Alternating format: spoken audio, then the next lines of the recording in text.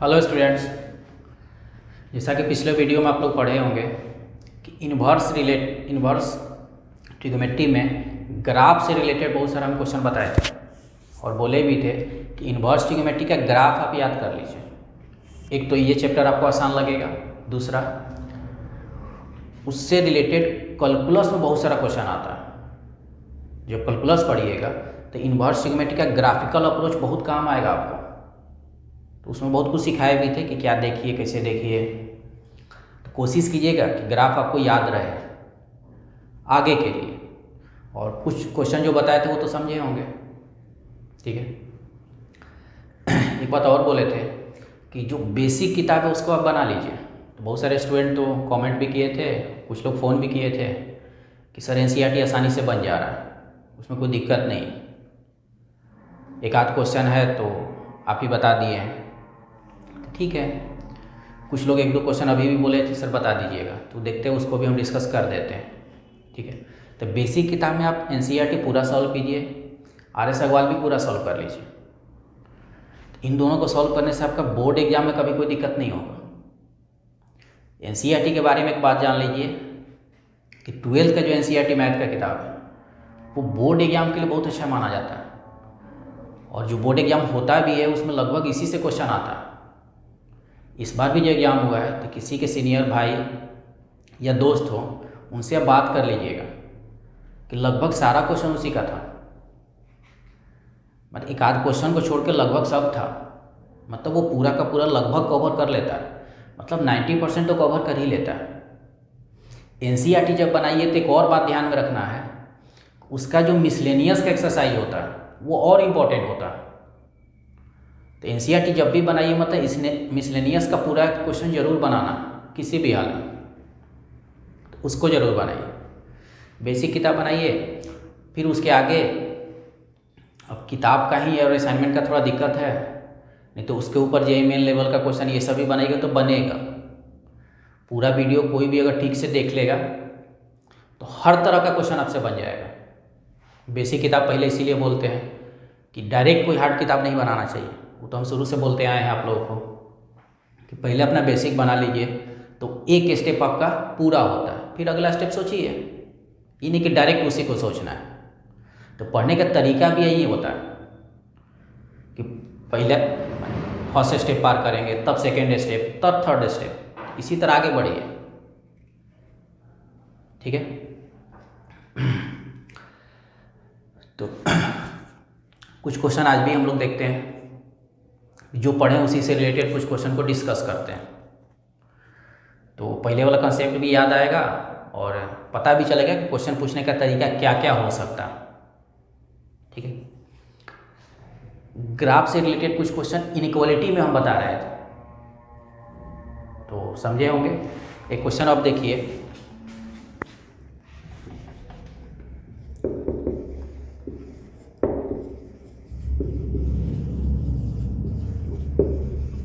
find the value of x if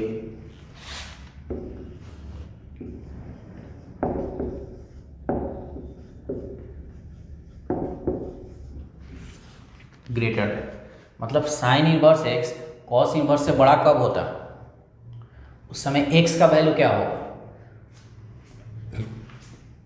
trigonometry जब हम लोग पढ़ते थे तो वहाँ पे एक क्वेश्चन हम बहुत बार रिपीट करते थे, क्या कि साइन थीटा और कॉस थीटा में कौन बड़ा होता है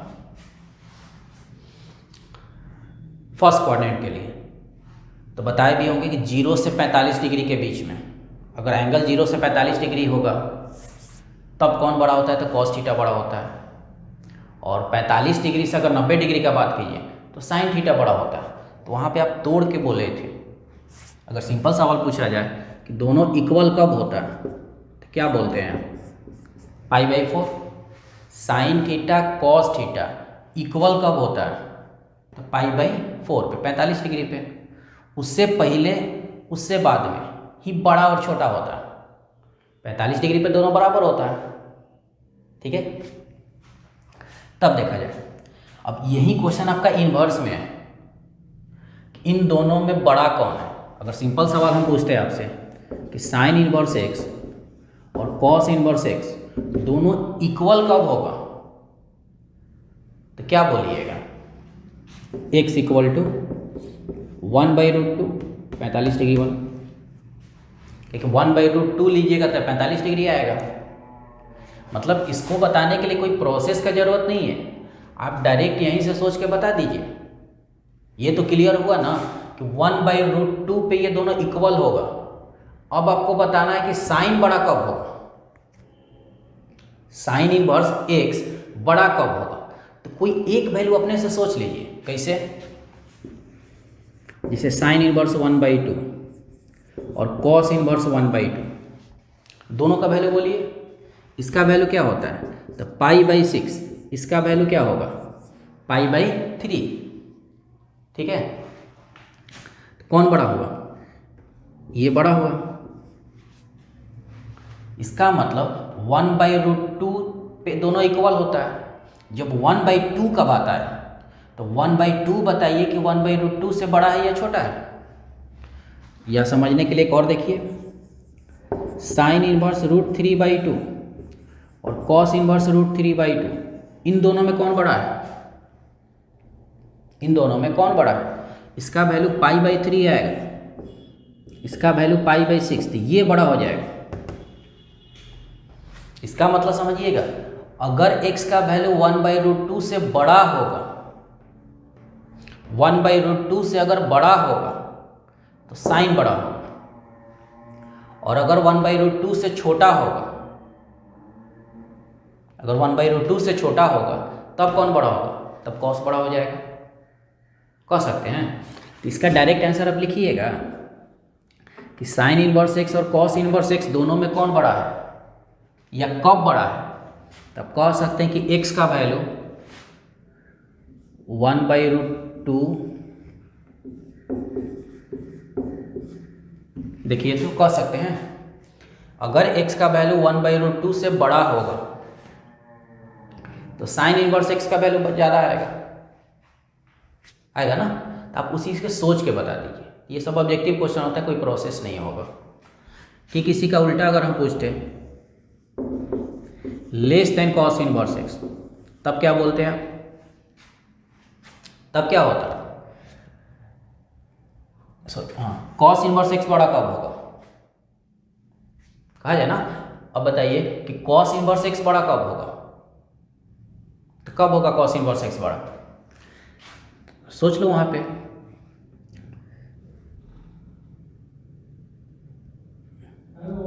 x का वैल्यू अगर 1/√2 से छोटा होगा और कहाँ तक, तो 0 तक। तो दोनों बात हम लोग डिस्कस करेंगे, इसमें तो कोई दिक्कत नहीं है। 0 से 1/√2 के बीच में कोई भी वैल्यू हो, आप एक चेक कर सकते हैं किसको, 1/2 को। तो 1/2 पे आप चेक कर लो, तो 1/2 पर क्या है, क्लियर है ना कि कॉस इनवर्स बड़ा होगा। लेकिन आपको याद होगा साइन इनवर्स हो या और कॉस इनवर्स, तो x का वैल्यू कितना होता है, -1 से 1 तक होता है। तो 0 तक तो ठीक है, अगर निगेटिव होगा तब कौन बड़ा होगा, अगर निगेटिव होगा तब, तो पहले देख लीजिए इसका आंसर हम ये लिख रहे हैं, 0 से 1/√2 में कॉस इनवर्स बड़ा होगा, ये तो ठीक है। लेकिन जब निगेटिव का बात आएगा कि कोई भी निगेटिव वैल्यू अगर लिया जाए तब कौन बड़ा होगा, तो आपको याद भी होगा साइन इनवर्स में अगर कोई भी निगेटिव वैल्यू लीजिएगा -1/2, तो ये -π/6 आएगा, ठीक है।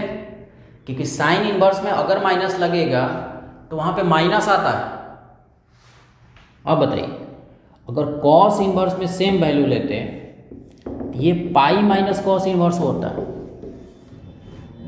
मतलब पाई माइनस π/3, ये 2π/3 आएगा, समझे। इसका मतलब कोई भी निगेटिव वैल्यू जब लीजिएगा, कोई भी निगेटिव वैल्यू लीजिएगा तो कॉस इनवर्स बड़ा हो जाएगा। डायरेक्ट भी आप बोल सकते हैं कि साइन इनवर्स के केस में अगर निगेटिव होगा तो वो माइनस में ही आता है। कॉस इनवर्स के केस में अगर माइनस लीजिएगा तो वो सेकेंड क्वाड्रेंट का एंगल आता है, तो सेकेंड क्वाड्रेंट पे पॉजिटिव आएगा ना, और साइन इनवर्स में तो निगेटिव आता है, समझे बात को। इसीलिए जब कॉस इनवर्स बड़ा कब होगा तो पूरा का पूरा ये इंटरवल होगा। तो बात समझ जाइएगा।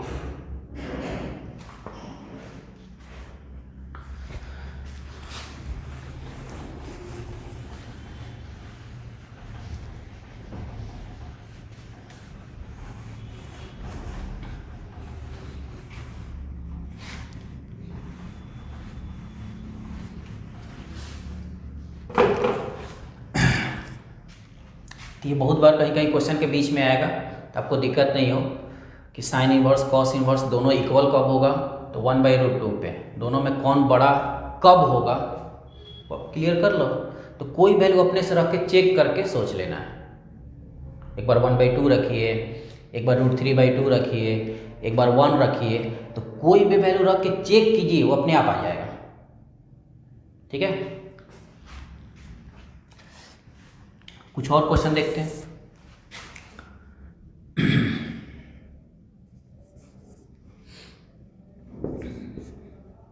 देखिए, cos inverse x minus cos inverse y/2 equal to alpha, then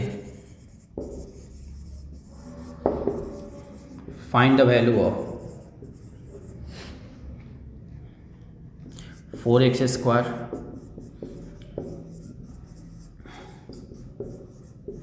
देख लीजिए, यही क्वेश्चन है आपको, ये दिया हुआ है, इसका वैल्यू आपको बताना है। ये दिया है, उससे आपको ये वैल्यू बताना है। तो सिंपल है, इसको सिंपल कीजिएगा तो कहीं ना कहीं ये आएगा। तो देखते हैं।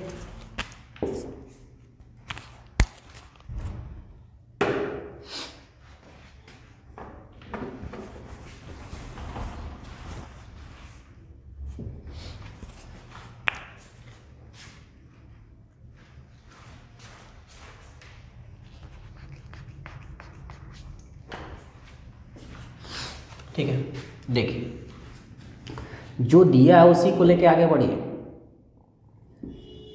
माइनस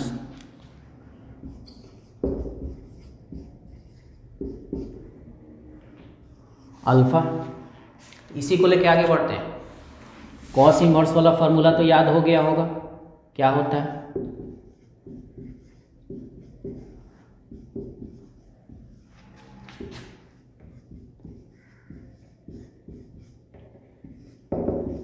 फॉर्मूला एक बार लिख देते हैं।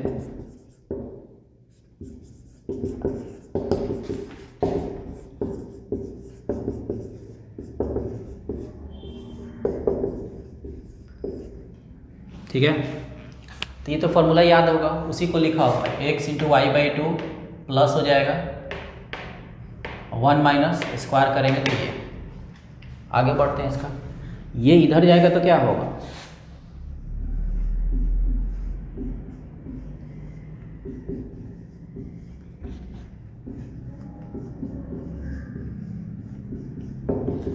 देखिए, तो कॉस अल्फा होगा,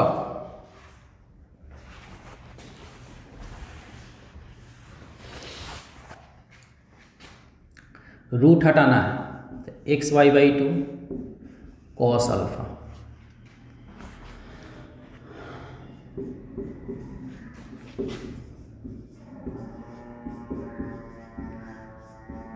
ठीक है, स्क्वायर कर देते हैं दोनों तरफ।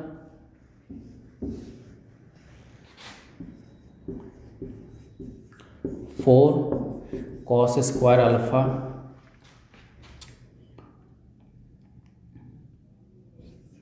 टू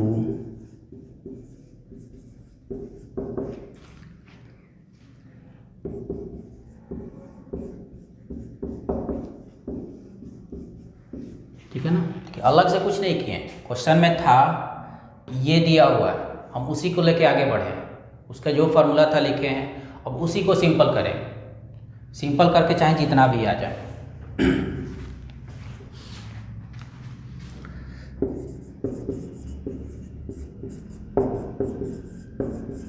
यहाँ पे 2 कट जाएगा, 1 x² बाई 4। कुछ कटेगा तो यहाँ पे देखिए ये कट रहा है, तो हटा दीजिए इसको, और 4x²।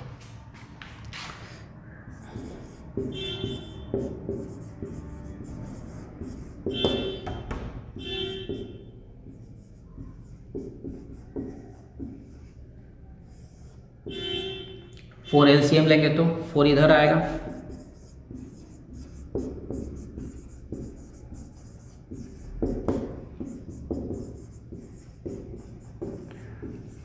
अब क्वेश्चन को एक बार देख लीजिए, किसका वैल्यू निकालना है, तो 4x² 4xy प्लस y²।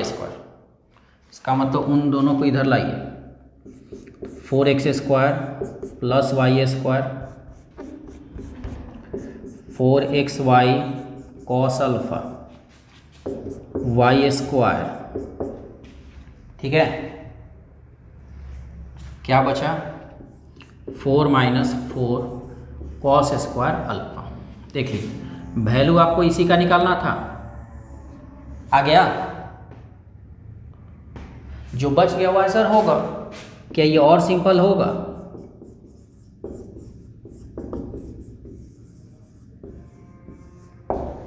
इसका मतलब इसका आंसर कितना होगा, 4 sin² अल्फा, ये इसका आंसर है। मतलब क्वेश्चन पूछने का अलग अलग तरीका। आप पहले देखे होंगे कि इस तरह का कुछ रिलेशन था, कुछ प्रूव करने के लिए दिया हुआ था, इसमें था कि ये दिया है, इसी से रिलेट करके ये बताइए। तो सिंपल है, जो फार्मूला आपको लगेगा कि यहाँ पे होना चाहिए उसको लिखेंगे, आगे बढ़ेंगे, जो पूछा हुआ है वो अपने आप आएगा, आ भी गया। ठीक है ना।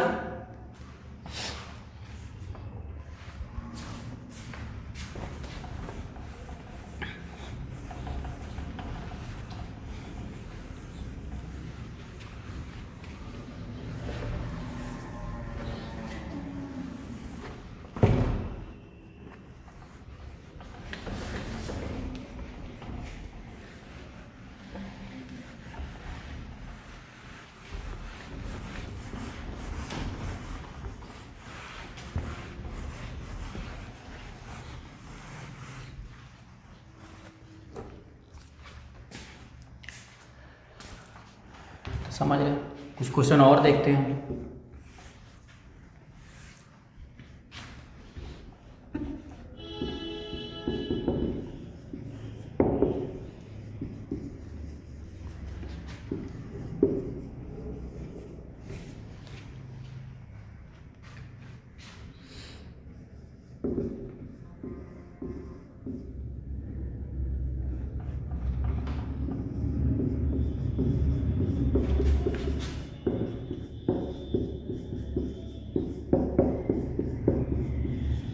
देख लीजिए, इस क्वेश्चन को आपको बताना है, find the value of x if, जो दिया है वो।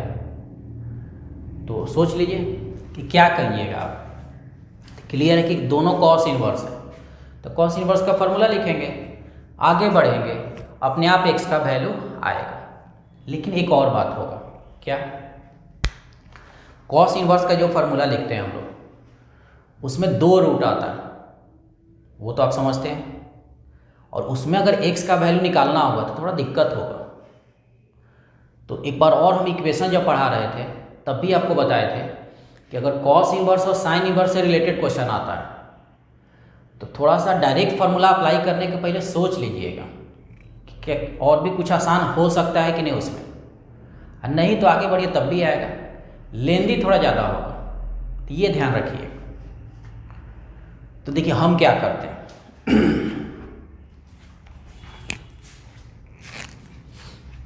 एक फॉर्मूला आपको याद होगा, कौन सा, कि sine inverse x plus cos inverse x equal to π/2। तो क्या ये याद है आपको? तो याद होगा, ये फॉर्मूला याद है। आप इससे थोड़ा सोचिए, कॉस इनवर्स यहाँ भी है, यहाँ कॉस इनवर्स है, लेकिन इक्वल टू π/2 है। इसका मतलब कि कॉस इनवर्स अगर यहाँ पे साइन इनवर्स होता तब ये तो π/2 होता ही है। इसका मतलब तब क्या करते हैं हम, इस कॉस इनवर्स को देखिएगा ध्यान से, हम साइन इनवर्स में बदल लेते हैं। तो साइन इनवर्स में बदलने में आपको कोई दिक्कत नहीं होगी।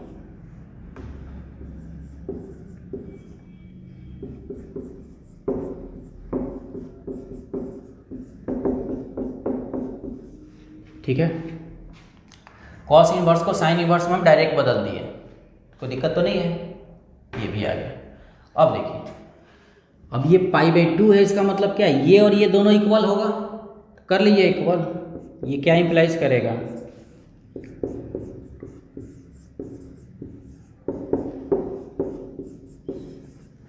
इसके बाद तो ये लिख सकते हैं कि अगर ये π/2 है, पूरा बात समझिएगा, था कॉस इनवर्स, हम साइन इनवर्स में बदल दिए। क्यों बदल दिए, क्योंकि ये फार्मूला दिमाग में है। अगर इस फार्मूला को लिख दिए, यहाँ पे π/2 है, इसका मतलब ये और ये दोनों इक्वल होगा। तो इसको और इसको इक्वल करते हैं, इक्वल किए, यहाँ से जो भी x का वैल्यू आ जाए, तो क्या करेंगे, स्क्वायरिंग बोथ साइड, तो स्क्वायर कीजिए दोनों तरफ।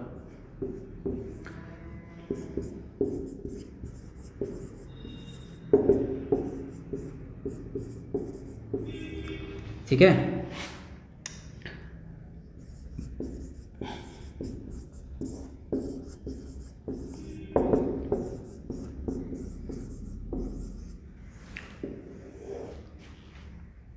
एक्स स्क्वायर तो कट जाएगा।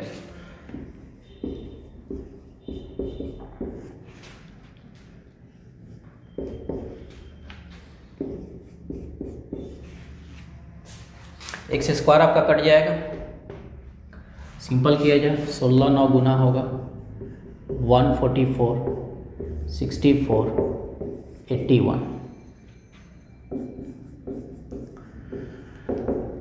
उधर जाएगा, जोड़ लीजिएगा, जोड़ने पे कितना आ जाएगा, 14 145।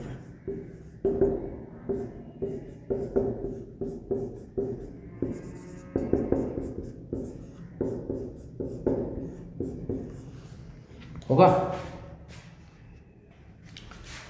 तो ±1/12 ये आंसर होगा।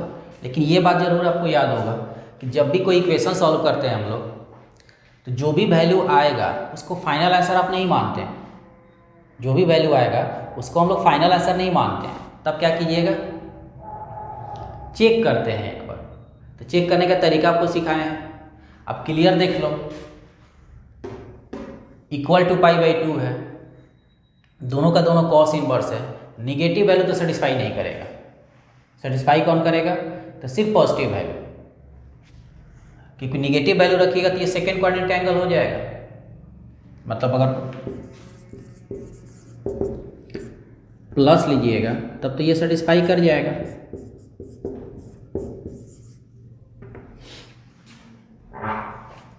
देखिए, अगर प्लस लीजिएगा तब तो सेटिस्फाई करेगा।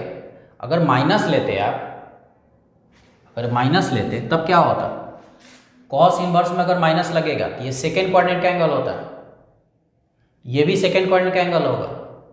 दो सेकेंड क्वाड्रेंट का एंगल को जोड़िएगा तो कभी भी π/2 नहीं आ सकता।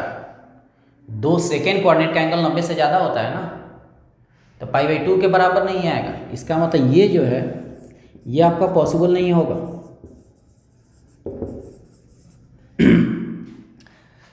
पहले क्वेश्चन में आपको लिखना सिखाए थे कि किस तरह लिख के दिखाया जाता है बोर्ड एग्जाम में, ये तो डायरेक्ट आप बता सकते हैं। इसका मतलब इसका एक ही आंसर होगा,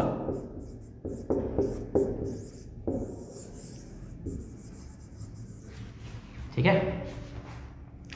तो याद होगा ये किस तरह लिख के दिखाया जाता है, वो सब हम पहले बताएं, इसलिए अभी हम डायरेक्ट आपको बता दिए, समझ जाइएगा,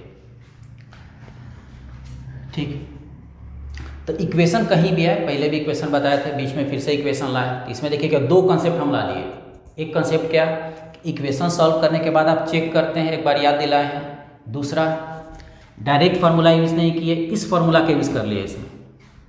मतलब π/2 को देख के कहीं ना कहीं आप डिसीजन लीजिए, तो समझ रहे होंगे। हाँ, ये सब क्वेश्चन ध्यान में रखिए, ये सब क्वेश्चन जेईई मेन में पूछा हुआ है। ये जो अभी बताए हैं ये भी आपका पूछा हुआ है जेईई मेन 2019 में। इसके पहले वाला जो क्वेश्चन बताए हैं वो भी जेईई मेन 2019 का है। 2005 में भी पूछा है जेईई मेन में, उस समय AEEE होता था, मतलब वो 2 बार पूछा है। ये भी पूछा हुआ है। कुछ और क्वेश्चन बताते हैं आपको।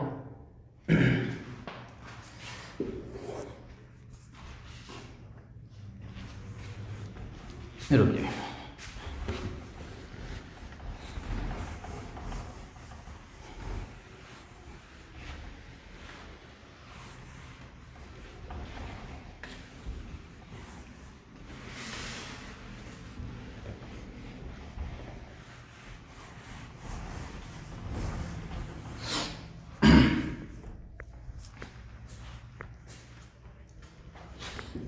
एक सिंपल क्वेश्चन देखिए, find the value of sine inverse 3/5। कुछ नहीं, पहले का फॉर्मूला एक बार याद दिलाना चाहते हैं और कुछ नया क्वेश्चन भी हो जाएगा आपका। इसका वैल्यू बताइए। तो देख लीजिए, कुछ अलग तो नहीं लग रहा होगा।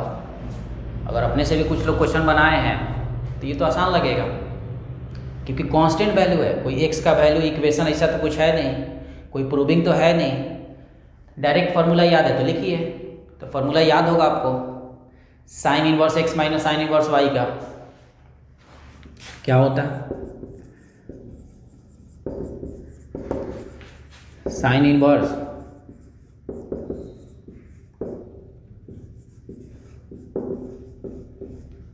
ठीक है। इसी फार्मूला को लिख लीजिए। यहाँ पे जो वैल्यू आएगा वो आंसर होगा। देखिए 12/13 1 माइनस उल्टा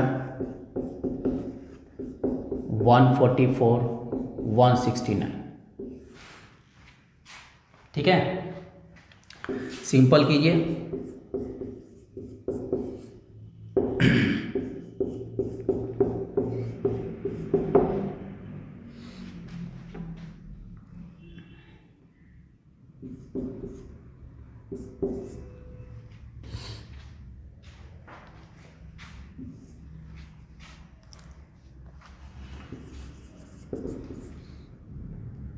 सिक्सटी 48 15।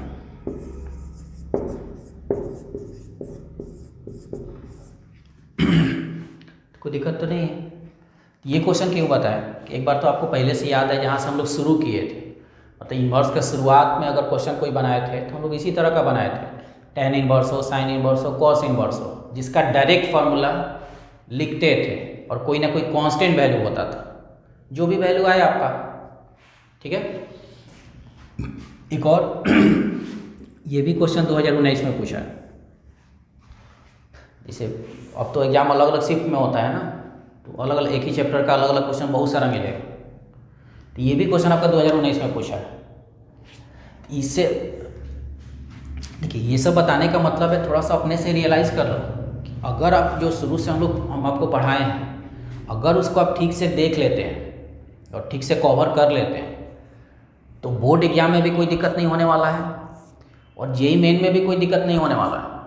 ये सब क्वेश्चन देखिए, कोई बहुत अलग तो नहीं है। इसके पहले भी 2 क्वेश्चन बताए हैं, दोनों कोई अलग से तो नहीं आया ना। फार्मूला जो हम लोग पढ़े हैं वहीं आया। फार्मूला याद हो और थोड़ा सा बढ़ने का तरीका पता हो तो बढ़िए, बन जाएगा।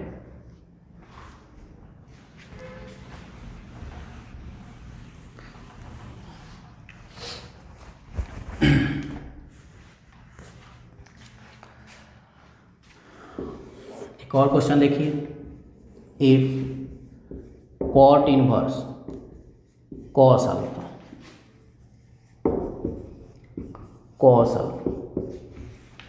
इक्वल टू एक्स,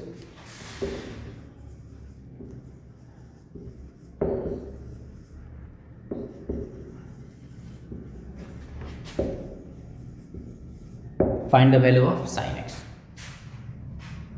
देख लो, एक रिलेशन दिया है कॉट इनवर्स टेन इनवर्स, तो साइन एक्स का वैल्यू बताइए। तो पहले तो ये सोचना होगा कि क्या कीजिएगा आप। तो लगभग सारे क्वेश्चन में सिंपल है, कॉट इनवर्स tan इनवर्स है तो इसका फॉर्मूला होता होगा, उसी को लेके आगे बढ़िए।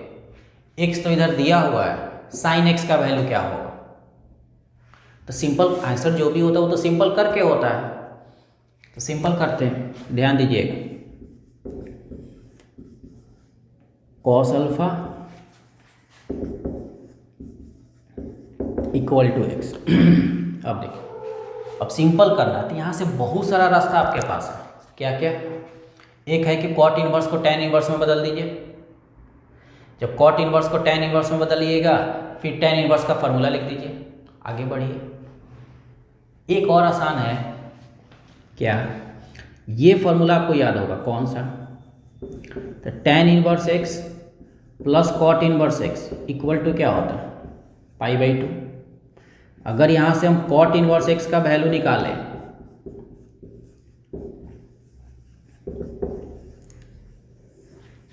तो क्या ये लिख सकते हैं? मतलब कॉट इनवर्स को tan इनवर्स में बदल सकते हैं, tan इनवर्स को कॉट इनवर्स में बदल सकते हैं। यही काम हम यहाँ पे करते हैं, इससे कैलकुलेशन थोड़ा आसान होगा आपको। कॉट इनवर्स को अगर tan में लिखना होता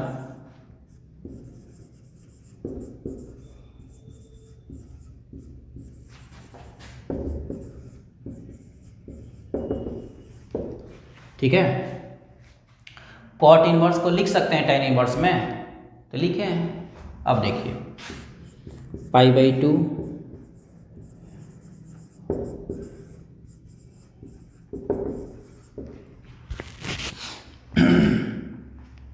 दोनों मिल गया।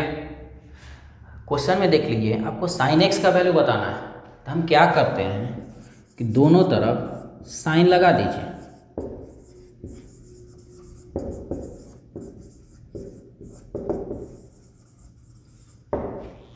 इधर तो साइन x हो गया, जो इधर बचेगा वो आपका आंसर होगा।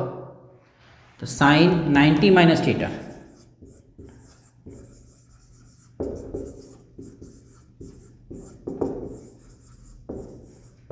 ठीक है यहाँ पे। लेकिन आंसर जब भी देखिएगा, ये आप समझ भी रहे होंगे कि किसी भी क्वेश्चन का जो आंसर होता है वो अपने सिंपल फॉर्म में आता है। मतलब जितना सिंपल होगा वो सिंपलेस्ट फॉर्म उसका आंसर होता है। तो साइन एक्स इक्वल टू ये, लेकिन ये अभी अब सिंपल नहीं है, तो ये इसका आंसर नहीं होगा, या जो भी क्वेश्चन होगा उसका आंसर तो दिया रहता है। तो आंसर को सिंपल करके बोलना होगा, मतलब अभी ये और सिंपल होगा। सिंपल करने के लिए क्या करना होगा आपको?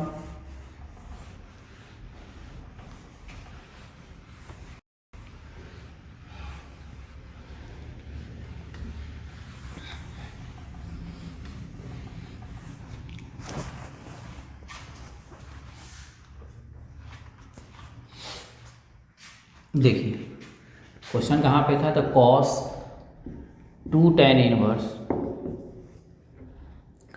कॉस अल्फा, यही है ना। देखिए एक फार्मूला याद होगा आपको, कौन सा? 2 tan इनवर्स x को अगर कॉस इनवर्स में लिखना होगा तो क्या लिखते हैं आप?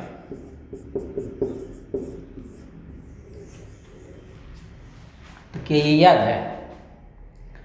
2 tan इनवर्स को अगर कॉस इनवर्स में फार्मूला है तो यही तो होता है।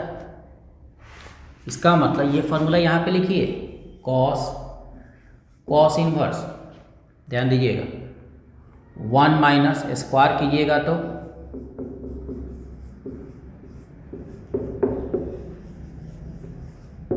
ठीक है।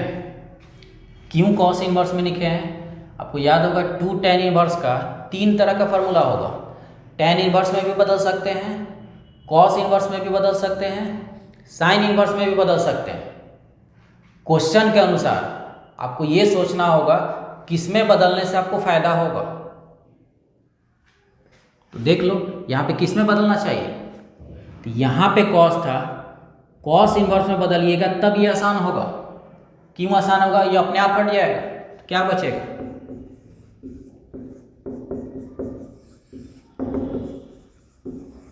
होगा। इसको और आप सिंपल कर सकते हैं, किस तरह?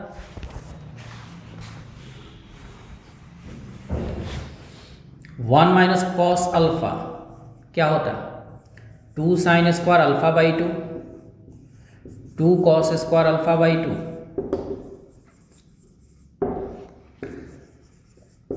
अल्फा बाई 2 मतलब साइन एक्स का वैल्यू।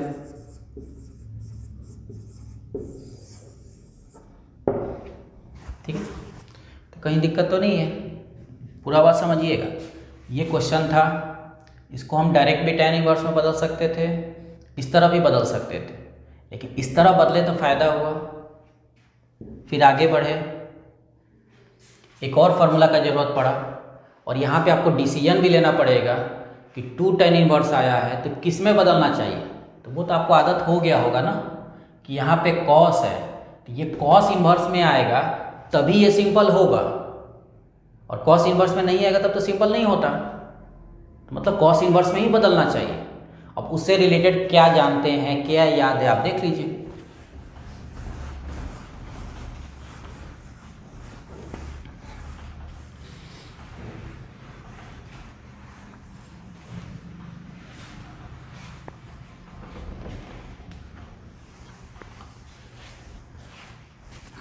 ठीक है ना? हाँ, ये भी क्वेश्चन देख लीजिए। ये आपको बहुत पहले पूछा है, 2002 में पूछा है। जो जेईई मेन पहले AIEEE के नाम से होता था, उसमें पूछा है।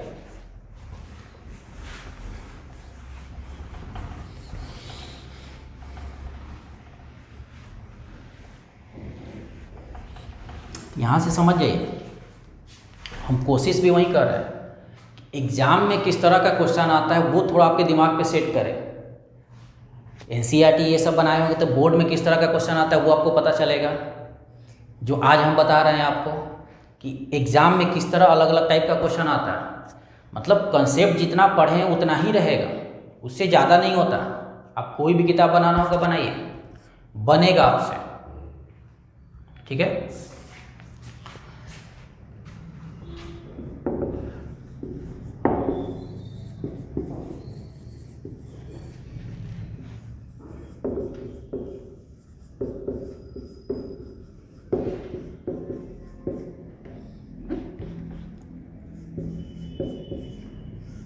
ये तो याद ही होगा। इस तरह का क्वेश्चन आपको हम बताए थे, साइन इसका वैल्यू निकालना। तो ये भी क्वेश्चन 2019 में पूछा हुआ जेईई मेन में। ठीक है, तो ये तो याद है ही आपको, तो किस तरह बनेगा वो देखिए, एक बार याद आ जाएगा।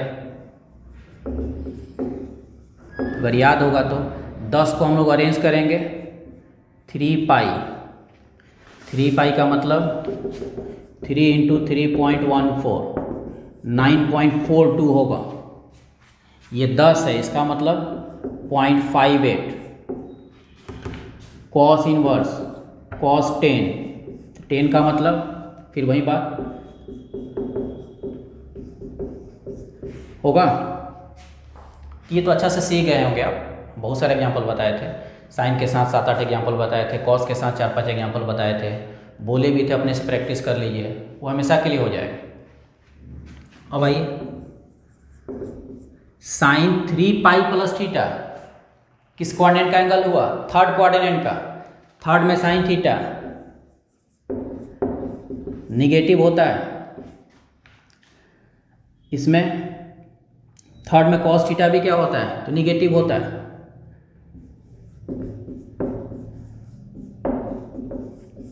ठीक है, साइन इनवर्स में अगर माइनस लगता है, देखिए सब पहले वाला बात आ रहा है, तो वो माइनस बाहर होता है। कॉस इनवर्स में जब माइनस लगता है तो क्या लिखते हैं? पाई माइनस,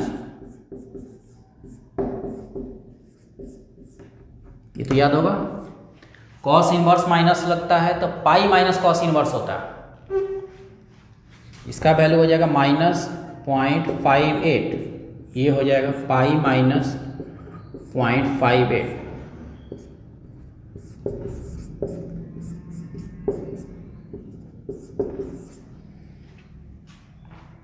कुछ कट जाएगा, कितना बचा? -पाई, तो हो गया ऐसा। तो देख लो कुछ अलग नहीं है, जो आप सीखे जो हम बताए हैं वो सब ठीक से रखिए।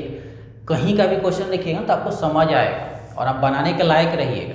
मतलब ये मन में नहीं होगा कि इस तरह का हम नहीं जानते, ये नहीं पढ़े हैं सर, आप सब पढ़ लिए हैं। तो याद रखिए, बस सारे कंसेप्ट को याद रखिए और कुछ प्रैक्टिस बढ़ाइए। बार बार आपको बताते आए हैं कि मैथ का मतलब ही होता है कि प्रैक्टिस जितना कीजिएगा ये उतना साथ देता है, मतलब तुरंत ही वो रिकवर होता है, याद आता है कि यहाँ पे इस तरह आगे बढ़ेंगे, फिर ये आगे बढ़ेंगे। तो प्रैक्टिस किए रहिएगा तब जल्दी जल्दी आता, नहीं तो सोचने में बहुत टाइम लग जाएगा। तो मैथ को जितना प्रैक्टिस कीजिएगा उतना आसान होगा।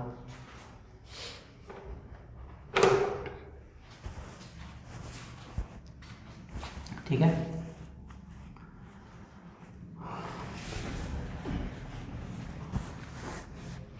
एक और क्वेश्चन लिखिए। Find the value of tan 2 tan inverse 1/5 π/4। ठीक है, तो इसको बताना। तो देख लेना,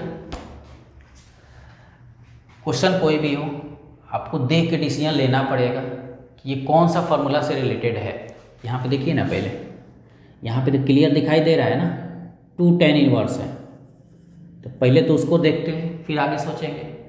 तो 2 tan इनवर्स का फॉर्मूला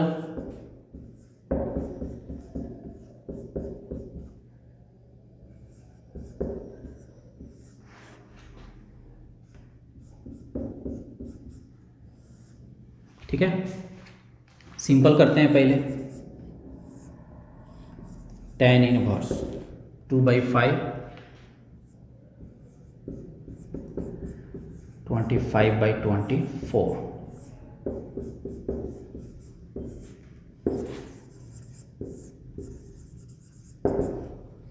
12 5/12। ठीक है, जो भी है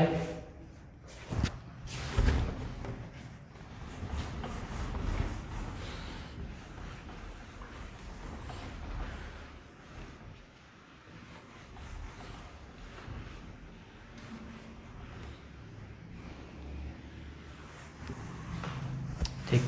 अब देखिए, बात समझे ना, जो पहले दिखाई देगा उसको सिंपल कीजिए, फिर अगला स्टेप सोचिएगा। अब यहाँ पे आते हैं, यहाँ पे ध्यान दीजिए tan है, ये पूरा का पूरा tan में होगा तभी ये आसान हो सकता है, सिंपल हो सकता है। क्या करते हैं हम, 12 π/4 को क्या लिख सकते हैं, तो 1 π/4 को हम लोग tan इनवर्स 1 लिख सकते हैं उल्टा। क्यों? क्योंकि ये दोनों tan इनवर्स में आ गया। जब दोनों tan इनवर्स में आ गया तब तो फॉर्मूला लिख सकते हैं, लिख लीजिए tan inverse x minus tan inverse y।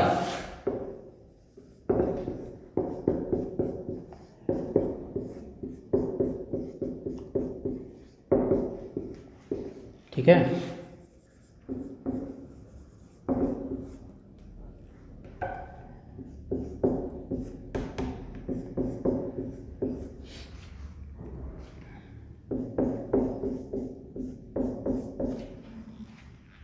देखिए tan इनवर्स, तो जो यहाँ पे वैल्यू होगा वो आंसर हो जाएगा। तो हो गया, तो देख लो क्या किए हैं। तो एक बार यहाँ पे 2 दिखाई दिया था, 2 का फॉर्मूला लिखेंगे। अगर यहाँ पे 3 होता तो 3 वाला लिखते हैं, मतलब उसको थोड़ा सिंपल किए। फिर कहाँ तक पहुँचे, मतलब इसमें 3 अलग अलग स्टेप है। यहाँ पे आए तो यहाँ पे ये tan इनवर्स था, लेकिन ये π/4 था।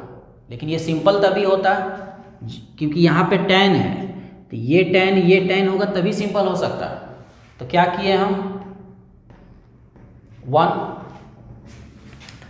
फिर tan inverse x minus tan inverse y का फॉर्मूला याद होगा, उसको लिख दिए, जो है सिंपल हो गया। तो देख लो, ये भी क्वेश्चन पूछा हुआ है, इसका ईयर ठीक से याद नहीं है, अपना देख लीजिएगा। देख लो, मतलब जितना भी एग्जाम में क्वेश्चन भी आता है तो इन्वर्स ट्रिग्नोमेट्री से रिलेटेड जो भी एग्जाम में क्वेश्चन आता है उसका पैटर्न बहुत अलग नहीं होगा, आपको एक आध क्वेश्चन मिलेगा जो अगला वीडियो में हम बताएंगे भी आपको कि इन्वर्स ट्रिग्मेट्री का कुछ क्वेश्चन सीरीज से जोड़ के पूछा जाता है, माने अलग दूसरे चैप्टर से मिक्स करके। बाकी इसमें कभी दिक्कत नहीं होगा आपको, सिर्फ फार्मूला आपको याद रहे और जितना हम बताए हैं उसको थोड़ा ठीक से देखिए, याद रखिए, कभी भी आपको दिक्कत नहीं होगा। बेसिक किताब में तो कभी होगा ही नहीं। आप स्टैंडर्ड किताब भी बना के देखिए, वो आसानी से बनेगा, ज़्यादा दिक्कत नहीं होगा, ठीक है ना। फार्मूला बस याद होना चाहिए इन्वर्स में, क्योंकि जितना तरह का टाइप का क्वेश्चन है हम लगभग सब आपको बता रहे हैं। तो जब भी वीडियो भी देखिए आप लोग, तो जो क्वेश्चन बता रहे हैं, जैसे आज हम क्वेश्चन का ही डिस्कस कर रहे हैं, तो जो क्वेश्चन बता वो क्वेश्चन लेके उसी समय बनाइए, तो आपको ज़्यादा समझ भी आएगा। जैसे ये क्वेश्चन लिखे तो अपने से देखने के पहले अपने से एक बार सोचिए कि यहाँ पे यही फार्मूला लगना चाहिए, फिर देखिए कि हाँ वहीं लगा हुआ है, तो क्वेश्चन को लिख लीजिए। जब वीडियो आप पूरा देखिए, जब क्वेश्चन डिस्कशन का बात है तो उस क्वेश्चन को लिख लेना है, वीडियो पूरा देख के फिर से एक बार अपने से बनाइए, तो उससे होगा कि फार्मूला भी याद हो जाएगा, वो पैटर्न भी आपको समझ में आ जाएगा, ठीक है। तो आज इतना ही देखते हैं हम लोग, दिक्कत तो नहीं होगा। क्वेश्चन बेसिक किताब बना लीजिए, उसके अलावा जिनके पास अलग भी किताब है, कोई भी किताब हो बना के देखिए, बनेगा आपसे, ठीक है ना। ठीक है, आज थोड़ा कम में पढ़ते हैं। Thank you.